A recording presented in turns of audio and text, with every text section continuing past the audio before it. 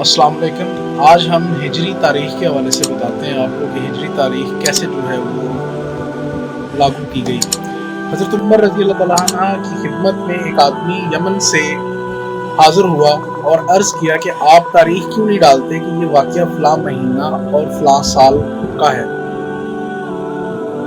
हज़रत उमर रज़ी अल्लाह तआला अन्हा ने फरमाया कि नहीं, हमें इसकी ज़रूरत नहीं है, और वो फिर आदमी चला गया।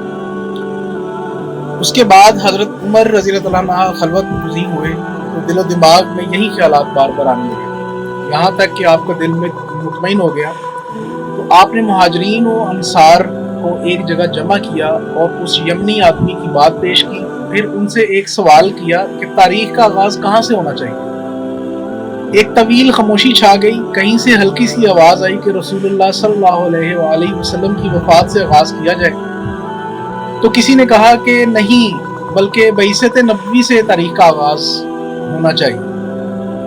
मुख्तलिफ लोगों ने मुख्तलिफ राय दी। इस दौरान हज़रत अली रज़ी अल्लाह तआला अन्हा की आवाज़ बुलंद हुई कि हमें तारीख़ लिखने का आगाज़ उस वक्त करना चाहिए जिस वक्त रसूलुल्लाह सल्लल्लाहु अलैहि वसल्लम शिर्क की ज़मीन छोड़ कर निकले थे, यानी जिस दिन हिजरत फरमाई।